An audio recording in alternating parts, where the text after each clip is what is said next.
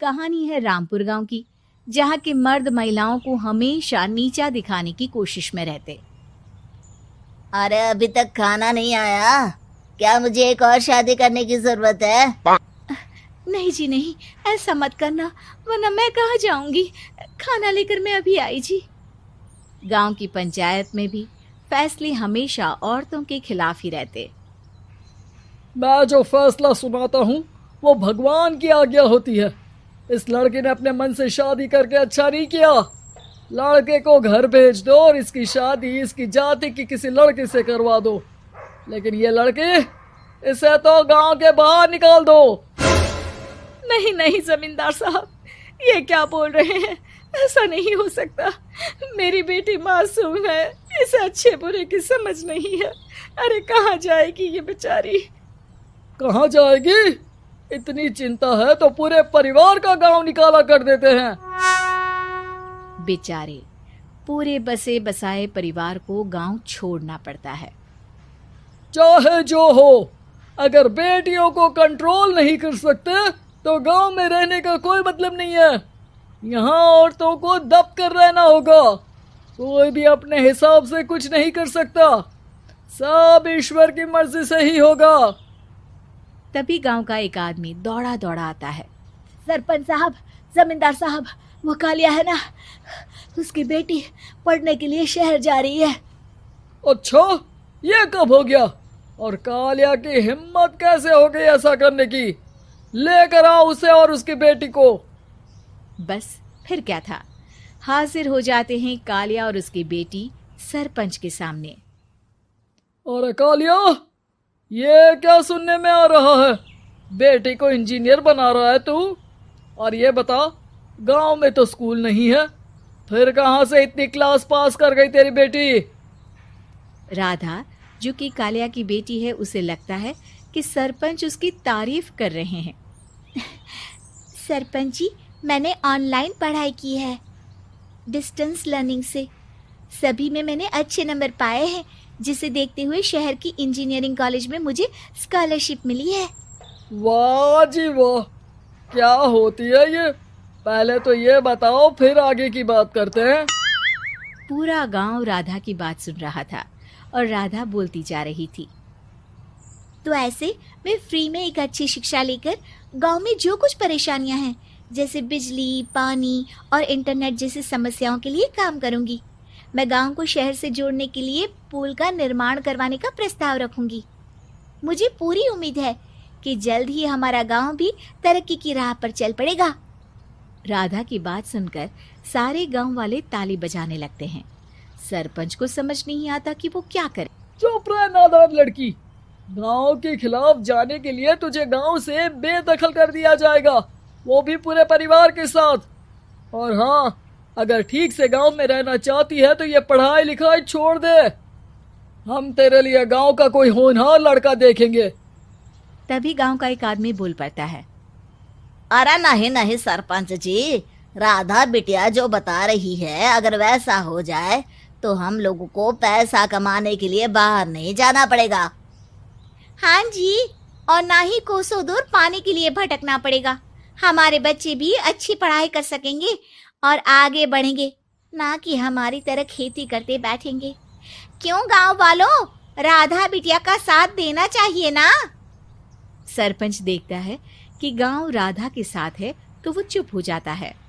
वो घर आकर अपने सलाहकार से बात करता है, जो बहुत ही चालाक किस्म का इंसान होता है। अरे सरपंच साहब, आपको बहुत ही होशियारी से काम लेना पड़ेगा। एक बार गांव तरक्की कर गया, यहाँ के बालक पढ़ लिए तो कोई ना पूछेगा आपको।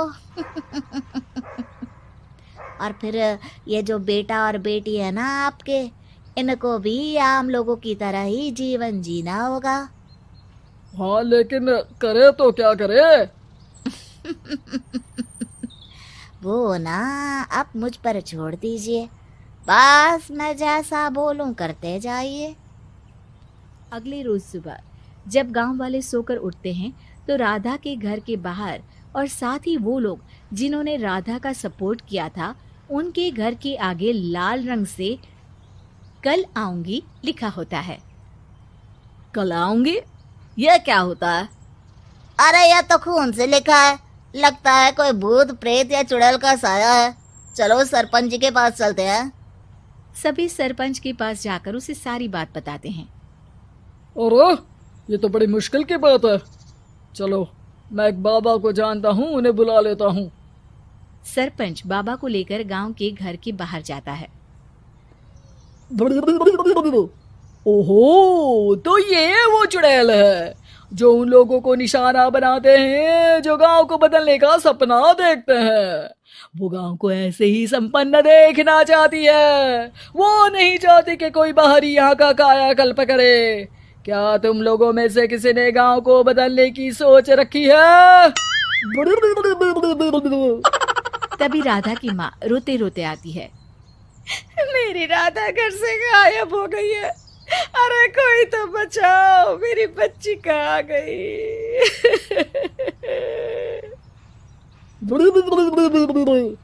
ले गई वो चुड़ैल, तेरी बच्ची को ले गई।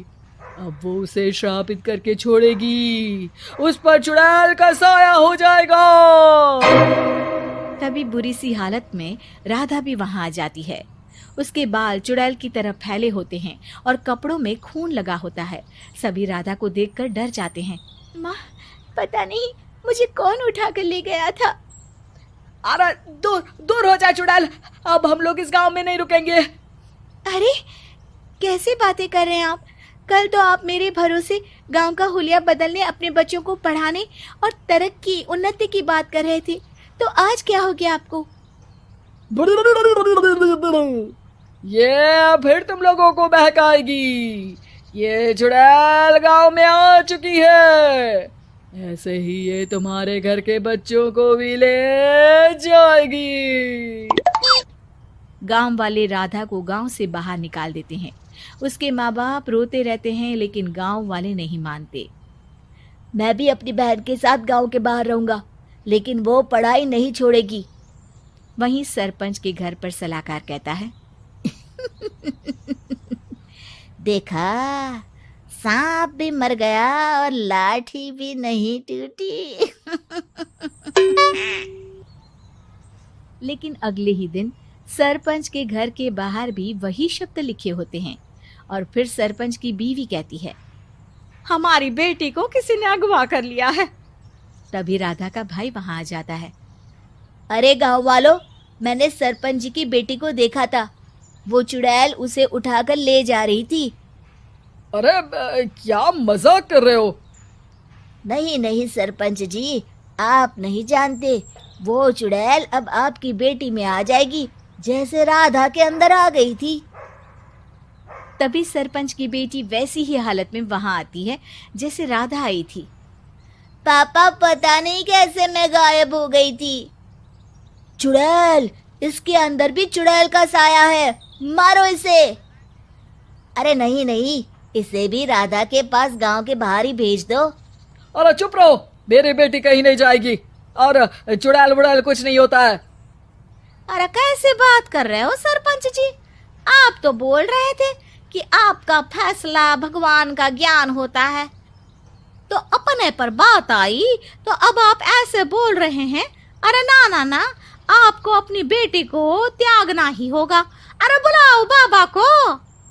राधा का भाई बाबा को ले आता है, जिसे अब गांव वालों के डर के कारण सच बोलना पड़ता है।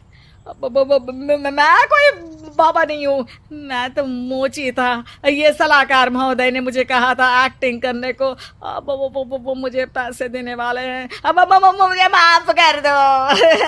गलती हो गई, मुझे माफ कर दो। तभी वहां राधा आ जाती है। देखा सरपंच जी, जब गांव के बच्चे साक्षर होंगे तो आप जैसे लोगों की चालाकी नहीं चलेगी।